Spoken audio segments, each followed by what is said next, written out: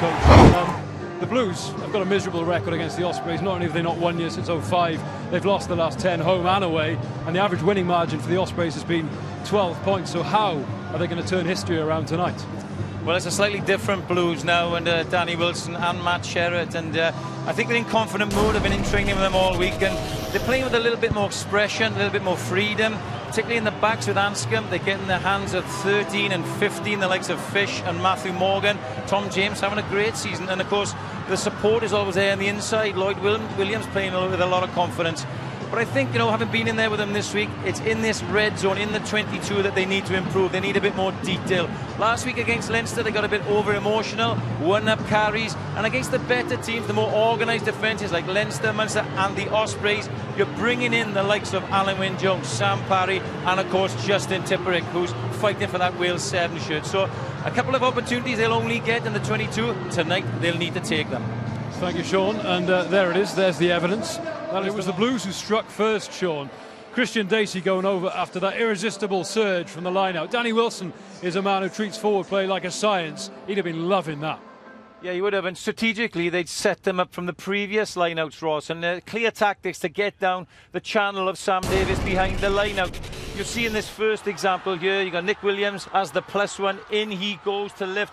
Navidi comes and rocks out of the line and tries to get Lilo down that Hassler Sam Davies channel and get some purchase in there. A slight variation. Navidi goes in now. This time it's Dacey that comes round on the peel, trying to get Nick Williams into that corridor. But it's well marshalled by the Ospreys. But it just sort of expanded the Ospreys' defence a little bit. And you watch Brad Davies, he tries to sack Josh Turnbull, the catcher, but falls over. Now I'm sure Steve Tandy will be sending a message to Nigel Owens about the legality of Ellis Jenkins and buffering in that maul, but nevertheless it's really well constructed, great leg speed and a good finish from Dacey. So it was a good start from the Blues.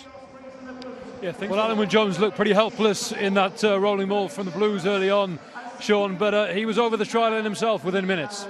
Yeah, they've looked really clinical in the 22. That was the area I said at the top of the show, Ross, where the difference would be. And if you look, Rhys Webb is really playing well, as is James King, carrying hard yards. It's the variety of play. Look here now, they've got a forward carry in our hip. King has carried previously. Look how Webb marshals Hassler into position on a little lift on his shoulder. Tipperick clearing on the outside, and then it's a different play again. This time, great footwork from Nicky Smith, gets him through Navidi's tackle, and then it's a pick again. It's James King. His work has been fantastic in this first half. When you got the long arms of Alun Wyn, he's not going to be stopped from there, Ross. Some food for thought for those guys, little room to breathe. But the Ospreys, as we mentioned, Sean, have the bonus point in the bag at half-time, and Eli Walker, 2 tries in 2 minutes. Yeah, they're pretty insatiable in this mood, the Ospreys. They know once they reach that red zone, they need to turn it on. Sam Davies, Rhys Webb have been great. Look at the length of the pass, and look at discipline the forwards are to get out of the way. The length of the pass cuts out 4 Blues players.